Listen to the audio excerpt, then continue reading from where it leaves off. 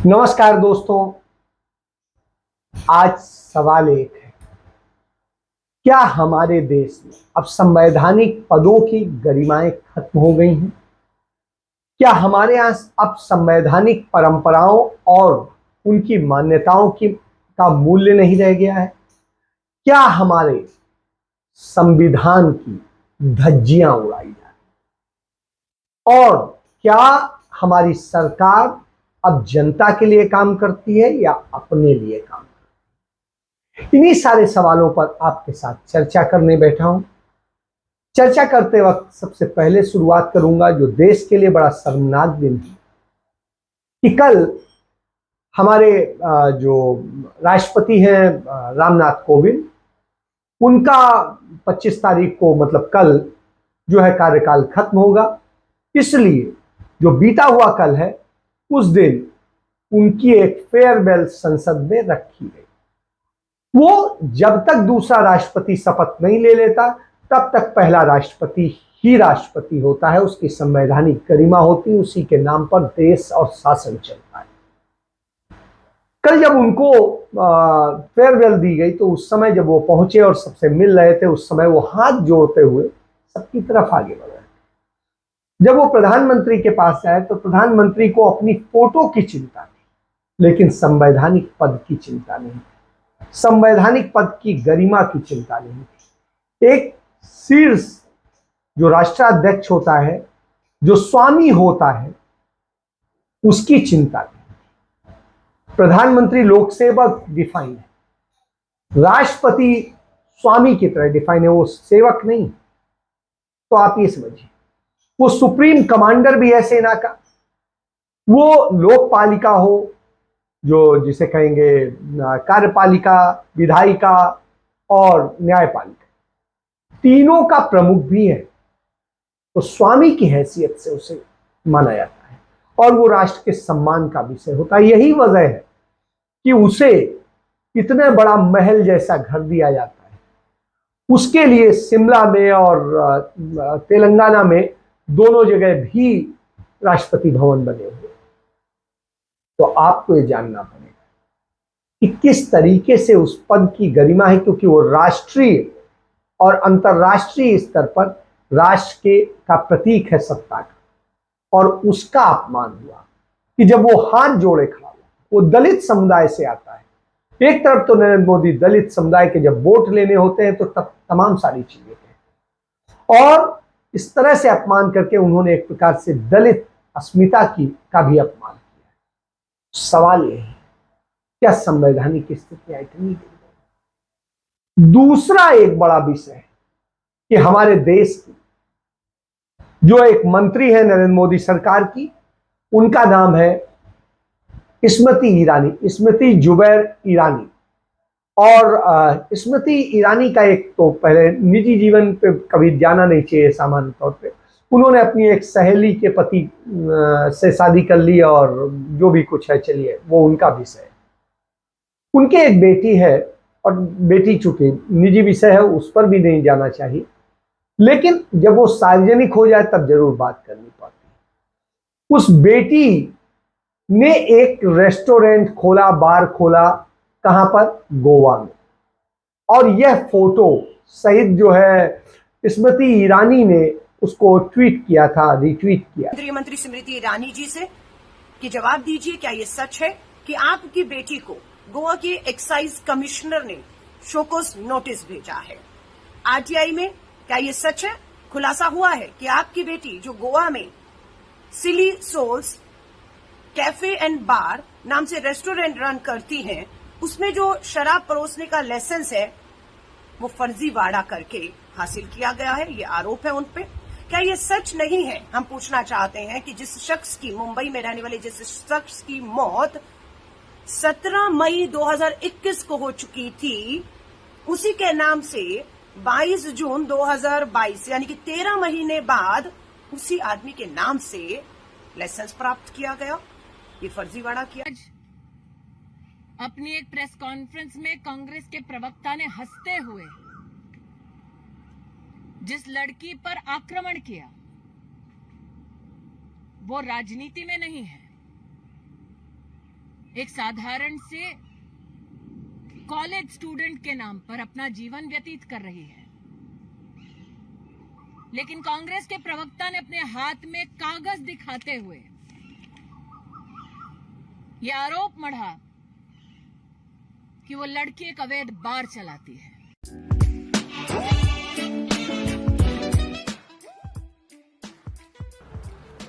Hello. Hi. Hi, Zoesh. How are you? I'm good. How are you? Oh, what a wonderful place you've got over here. Thank you. Okay, guys, now let me introduce you to a very, very young entrepreneur.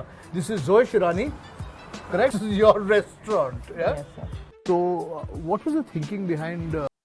और जब उसने ये किया था तो आपको एक चीज जान लीजिए, उसका एक इंटरव्यू भी आया था कि वही इस बार की और रेस्टोरेंट की मालकिन है, और इसको लेकर के वीडियो भी उसने एक मृत व्यक्ति के नाम पर जो 13 महीने पहले मर गया अपना लिकर लाइसेंस लिया, फिर इसी तरह फ्रॉड करके जो गोवा के कानून है उस कानून के तहत तोड़ करके 2 लाइसेंस लिए, और उसी तरीके से रेस्टोरेंट भी चलाने का जिसके पास में परमिशन नहीं थी, बगैर उसके वो भी कानून विरुद्ध अवैध तरीके से चलाने का वो भी किया, और इन सब को किया गया स्मृति ईरानी के दबाव। और जब वहां के एक्साइज एंड टैक्सेशन का जो कमिश्नर था उसने इस पर नोटिस भेजा, तो जब नोटिस भेजा, क्योंकि उसको उसकी समस्या ये थी कि आरटीआई में इस पर पूछ लिया गया था और आरटीआई में उसे जवाब देने के लिए बाध्यता थी, क्योंकि राइट टू इंफॉर्मेशन का हमें अधिकार कांग्रेस ने 2005 में दे दिया था। तो इसलिए जो इतनी बड़ी मांग थी तो उसके तहत उन्होंने मांगा गया, उन्होंने सूचना दे दी, और नतीजा ये हुआ कि इस अवैध बार, अवैध रेस्टोरेंट, अवैध तरीके से चलने वाले इस धंधे का खुलासा हो गया। इस पर स्मृति ईरानी क्या कहती है कि मेरी बेटी तो पढ़ती है, वो बार नहीं चलाती, वो रेस्टोरेंट नहीं चलाती, वो नहीं चलाती, जबकि वास्तव में उसका इंटरव्यू भी है और खुद स्मृति ईरानी का 4 महीने पहले का ट्वीट भी है कि किस तरीके से वो लड़की एक रेस्टोरेंट और वो चलाती है। तो इसलिए अब और कुछ कहने की आवश्यकता नहीं इस बारे में। तो मंत्री इस तरह से झूठ बोलते हैं। स्मृति ईरानी पहले भी झूठ बोलने के मामले में प्रसिद्ध रही हैं, कभी अपनी डिग्री को लेके, कभी दूसरी चीजों को लेकर के, तो इसलिए मुझे बताने की जरूरत नहीं है कि झूठ पर ही उनका पूरा खड़ा हुआ है, और गांधी नेहरू परिवार के को गाली दे करके खड़ा हुआ है, क्योंकि गांधी नेहरू परिवार को जितनी आप गाली देते हैं नरेंद्र मोदी और भारतीय जनता पार्टी के आप प्रिय हो जाते हैं, तो वो स्थिति। चलिए ये भी छोड़ दीजिए, इसके बाद में बात करते हैं कि जिस तरीके से तमाम सारी नीतियां बन रही, तमाम सारे काम हो रहे हैं, उसी को आप देख लीजिए कि नरेंद्र मोदी सरकार जिस तरीके से कहती थी कि हम जीडीपी को लेके जाएंगे, 5 ट्रिलियन के बनाएंगे, ये करेंगे। 1991 का साल याद करिए, भारत के रिसेशन का सबसे बुरा दौर था, जब हमारे देश का सोना भी गिरवी रखना पड़ा, और उस दौर में भी जब मनमोहन सिंह ने जो है और कांग्रेस की सरकार ने संभाला, गैर कांग्रेसी सरकार थी उसके पहले, उसने बिगाड़ा था राजीव गांधी के बाद, और उसके बाद में जब संभाला तो उसने क्या किया, ग्रॉस प्रॉफिट जो बढ़ा, डोमेस्टिक बढ़ा, प्रोडक्ट बढ़े, सारी चीजें बढ़ी। नरेंद्र मोदी शासन में क्या होता है, गैस के दाम बढ़ रहे हैं, डीजल के दाम बढ़ रहे हैं, पेट्रोल के दाम बढ़ रहे हैं, लेकिन जीडीपी नीचे जा रही है, रुपया गर्त में जा रहा है, हर चीज नीचे, और आपका अपना जीवन भी नीचे जा रहा है। तो ये स्थिति है, तो ये डिफरेंस है आज।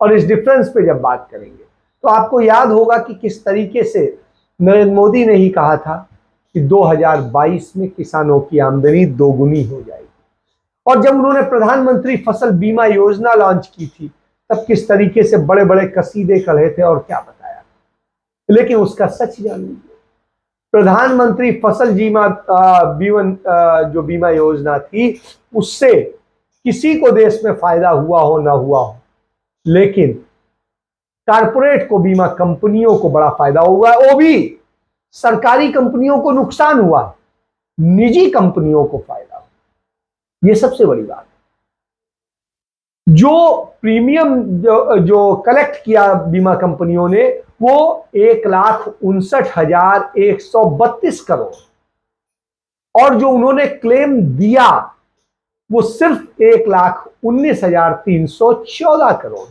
यानी बीमा कंपनियों ने तकरीबन 40,000 करोड़ रुपया कमा लिया। तो आप समझिए, उसमें भी सरकारी कंपनियां नुकसान उठाया और निजी कंपनियों ने कमाया, कारपोरेट ने कमाया। ये नरेंद्र मोदी का पूरा विजन है, ये किसानों के लिए है। तो अर्थव्यवस्था तो बेहाल है, ये स्थितियां हैं। अब तो हालत ये हो गई है कि आप सरकारी अस्पताल में भी यदि इलाज कराएंगे और वहां पर जाएंगे, आप रूम लेंगे, तो आपको वहां पर भी अब 5% जीएसटी देना पड़ेगा। तो आप एम्स बनाया किसने? पंडित नेहरू ने। पीजीआई बनाया किसने? पंडित नेहरू ने। और उस पर टैक्स ठोक करके कमाई कौन कर रहा है? नरेंद्र मोदी कर रहे हैं। हम नहीं कर रहे हैं, आप नहीं कर रहे हैं। तो आप ये समझिए। और स्थिति ये, नरेंद्र मोदी की स्थिति यह है कि खुद 8,400 करोड़ रुपए के 2 विमान रखते हैं। मतलब 8,400 करोड़, 8,400 करोड़, तकरीबन 17,000 करोड़ के 2 विमान हैं, और उन 2 विमान से चलते हैं। और बुजुर्गों की जो ट्रेन का टिकट में छूट मिलती थी वो आप खत्म कर देते हैं। तो जो बुजुर्गों को मिलता था वो आपने खत्म किया। आप विदेश भ्रमण करते हैं, लेकिन सदन में आप जवाब देने नहीं जाते हैं, उससे डरते हैं। आपके पास क्योंकि जवाब नहीं होता है। आप अपने लिए, अपने ऐश को सोचते हुए, अपनी अय्यासी जिसे कहेंगे रईसी को सोचते हुए 20,000 करोड़ रुपए का सेंट्रल विस्टा बनवाते हैं। कब? जब कोरोना काल में 1-1 रुपए की जरूरत थी, लोगों से आप खुद दान मांग रहे थे पीएम केयर फंड में, और उस वक्त में आपने 20,000 करोड़ का सेंट्रल विस्टा प्रोजेक्ट का जिद पाली, और गरीबों के आसियानों पर आप बुलडोजर चलवाते हैं, उन्हें नहीं देते। उनकी पुनर्वास योजना के लिए आपके पास पैसा नहीं। स्थिति यह है कि हर साल 60,000 सैनिक जो है रिटायर हो जाते हैं, और उनके रिटायर होने के बाद में उनकी जो भर्ती होती आपने वो खत्म कर दी। अब आप क्या कर रहे हैं?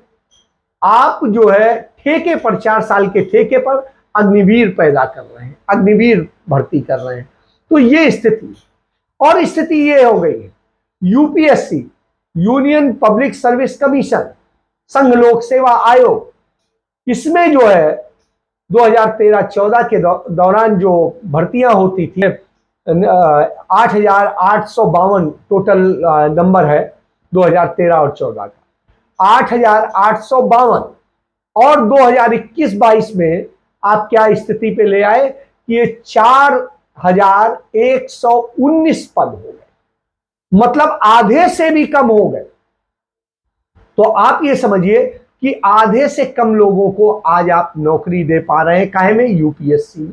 तो टॉप सर्विसेज में भी पद खत्म हो गए, और नीचे तो खत्म होते ही जा रहे हैं, बाकी ठेकेदारी में सब चला जा रहा है। तो किसानों से ज्यादा बीमा कंपनियों को फायदा हो रहा है, और उनके लिए कर रहे हैं। इसके बाद में आप जिन जिन चीजों को देखेंगे, जिस तरह से देखेंगे, लोकतंत्र के लिए इस प्रकार का जिस तरह से तानाशाही पूर्ण रवैया है, मनमानी तानाशाही हो रही, सब कुछ हो रहा है, वो घातक है, और इसको आपको समझना पड़ेगा। और जब आपसे किसी चीज का डाटा मांगा जाता है तो आप कहते हैं हमारे पास डाटा नहीं। किसी चीज का आपके पास डाटा नहीं। आपके पास में अपने जब आपके पास डाटा नहीं होता कोरोना से मरने वालों का या किसी का भी, जिसकी भी आप बात करेंगे, जिस तरीके से होती है हालत है, और जहां सड़कें बनती हैं, दूसरी चीजें बनती हैं, हम आपको तो कल बता ही चुके हैं। बुंदेलखंड एक्सप्रेसवे का प्रधानमंत्री उद्घाटन करके आए थे, और वो एक्सप्रेसवे चौथे ही दिन बांदा में, इटावा में समेत कई जगह पे वो जो है टूट गए। और जब इतनी बुरी तरह टूटती है तो आप समझिए क्यों? क्योंकि आप कारपोरेट को पैसा कमवाते हैं, कुछ कंपनियों को कमवाते हैं, कुछ लोगों को कमवाते हैं, और उसका नतीजा यह है कि हमारे देश का जो फॉरेक्स रिजर्व है वो लगातार घटता जा रहा है। 20 महीने में सबसे निचले स्तर पे पहुंच गया है, जो 600 42.5 बिलियन डॉलर था, वो 572.7 बिलियन डॉलर पे आ गया। तो आप ये समझिए कि इस स्थिति में आप ले आए, मतलब 20 साल में सबसे नीचे चला गया। तो विदेशी मुद्रा भंडार भी गिर गया, सारी चीजें गिर गई, और इसके बाद में रुपया लगातार बढ़ता जा रहा है, लगातार बढ़ता जा रहा है। स्थिति यह है कि डॉलर के मुकाबले रुपया गर्त में चला गया है, 80 रुपए से ऊपर हो गया है। तो ये स्थिति है। और गुजरात मॉडल, दिल्ली मॉडल और सारे मॉडल जो दिखाते थे, वहां पे मैं आपको पहले ही बता चुका हूं सड़कों का क्या हाल है, सारी चीजें क्या है। तो यहां आप फंसे स्मृति ईरानी में, आप फंसे किसी और चीज में, आप उसकी बात ही नहीं करते हैं मुद्दे की, क्योंकि आपको डर लगता है। और जो आपका खुलासा करता है उसे आप किसी का ट्रांसफर कर देते हैं, किसी को मार देते हैं, किसी को धमकी दे देते हैं, किसी पे एफआईआर दर्ज कर लेते हैं।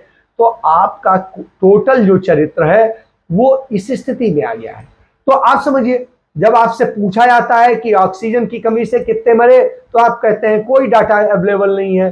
कितने किसान जो है प्रदर्शन करते हुए मरे, तो आप कहते हैं कोई डाटा नहीं है। जब आपसे पूछा जाता है कितने जो प्रवासी लेबर थे, जा रहे थे कोविड के दौरान चलते हुए अपने घरों में पैदल, और कितने मरे, तो आप कहते हैं कोई डाटा नहीं है। और इसके अलावा कितने लोगों को मॉब लिंचिंग में मार डाला गया, आप कहते हैं कोई डाटा नहीं है। कितने जर्नलिस्ट को, पत्रकारों को जेल में डाल दिया गया और गिरफ्तार किया गया, सारी चीजें, तो आप क्या कहेंगे कि कोई डाटा नहीं। तो सारे डाटा आपके पास नहीं है, लेकिन आपके पास में दूसरों की जासूसी के लिए है। आपके पास में नमाज और हनुमान चालीसा और पढ़ के बवाल करने वालों का पूरा डाटा है, लेकिन आपके पास में उनका डाटा नहीं है। आज गांव की स्थिति यह है कि हर तीसरा व्यक्ति गांव में गरीबी रेखा से बुरी तरह नीचे। भारत को गांव का देश कहा जाता है, लेकिन विडंबना देखिए, आज महंगाई की मार से हमारे गांव के मजदूर ही सबसे ज्यादा परेशान हैं। एक रिपोर्ट के अनुसार गांव के मजदूरों के लिए महंगाई पिछले 1 साल में ही लगभग दोगुनी हो चुकी है। जहां पहले ही मोदी सरकार की अनदेखी से भारत के गांव का हर तीसरा आदमी गरीब है, वहीं भाजपा सरकार की मनमानी और आटे दाल जैसी जरूरी चीजों पर धड़ल्ले से लगाई जा रही जीएसटी ने हालात को और बदतर कर दिया है। दिन भर की कड़ी मेहनत के बाद अपने खून पसीने से कमाए गए पैसे भी उनकी 2 वक्त की रोटी के लिए नाकाफी साबित हो रहे हैं। गरीबी नहीं, गरीबी रेखा से भी नीचे। तो आप ये समझिए कि हालत ये हो गई है कि लगातार वहां ये संख्या बढ़ती चली जा रही है। आदमी पाक खाने के लिए, बनाने के लिए नहीं है, सारी चीजें। तो इतनी बर्बादी में आपने ला दिया, और उसके बाद में आटा दाल और सब पे, चावल पे भी आप जीएसटी लगा देते हैं, कहीं कुछ कर देते हैं। तो ये सारी चीजें चिंता का विषय आ जाती हैं। महंगाई किस तरीके से बढ़ रही है, जीएसटी आप खाने पीने से लेके सब पर लगा ही रहे हैं। अब तो कृषि उत्पादों पे लगा दिया, गेहूं पे आपने 5% जीएसटी लगा दिया। वरिष्ठ नागरिकों की आपने छीनी ली है छूट, युवाओं का भविष्य असुरक्षित कर दिया है, बेटियों की सुरक्षा जो है असुरक्षित है। किस तरीके से सरेआम जो है सारी चीजें हो रही हैं। वहीं दूसरी तरफ अच्छे दिन भी आ रहे हैं, ऐसा नहीं है। अच्छे दिन किसके आ रहे हैं? अच्छे दिन आ रहे हैं अदानी, गौतम अदानी, जो कल तक पता नहीं कहां पर हुआ करते थे, कहीं 100 में तो नहीं थे 2014 तक। आज वो दुनिया के चौथे सबसे अमीर आदमी बन गए, और बिल गेट्स तक को उन्होंने पछाड़ दिया है। तो जब बिल गेट्स को पछाड़ दिया हो तो आप समझ सकते हैं कि किस तरीके से क्या किया जा रहा है। तो ये देश जो है किस तरीके से आप बर्बादी की दिशा में ले जा रहे हैं, क्या कर रहे हैं, आप समझिए। और आपने भ्रष्टाचार की पाठशाला बना दी है। जहां कहीं आप कहीं पे यदि वो बनता है, बांध बनता है, कहीं सड़क बनती है, कुछ बनता है तो टूट जाता है। ये बात मुझे बताने की जरूरत नहीं है। बाकी आपके समय में राज कौन कर रहा होता है? नीरव मोदी कर रहा होता है, वो मेहुल चौकसी कर रहा होता है, माल्या कर रहा होता है, और आपने इस तरह से करके कर्ज माफ कर दिए। कितनों के कर्ज माफ कर दिए? 12 लाख करोड़ रुपए के कर्ज माफ कर दिए। किसके? कारपोरेट के। कारपोरेट का टैक्स कम करते जा रहे हैं, लेकिन आम आदमी पे थोपते जा रहे हैं। ये सारी विषय और इन सब के बाद आप कहते हैं आप जनता के व्यक्ति हैं, आप जनता के लिए शासन करते हैं, जनता के लिए जीते हैं, 18-18, 20-20 घंटे आप काम करते हैं। तो साहब ऐसा काम मत कीजिए प्लीज, ये बर्बादी वाला हमें काम नहीं चाहिए। आपको यदि काम करना था, मौका दिया गया, 8 साल हो गए और आपने बर्बादी में ढकेलने का काम किया, बनाने का काम नहीं कर सकते। यह है हमारे आप सबके लिए दुख। सोचिए, समझिए, जानिए, सबसे ज्यादा दोषी तो हम हैं क्योंकि हमने वोट देकर बनाया और यह हमारा अपराध है आज, क्योंकि देश को चारों तरफ से चीन ने घेर लिया है, चारों तरफ से सब चीज हो रही है, चीन ने कब्जा कर लिया है, बावजूद इसके सब चुप बैठे। अब क्या कहेंगे? क्या कोई क्रांति करेगा, सच बोलेगा, सच सुनेगा, सच का जवाब देगा? शायद नहीं। इसके साथ मैं चर्चा समाप्त करता हूं। आप भी सोचिए, हम तो सोचते ही हैं। धन्यवाद। जय हिंद, जय भारत।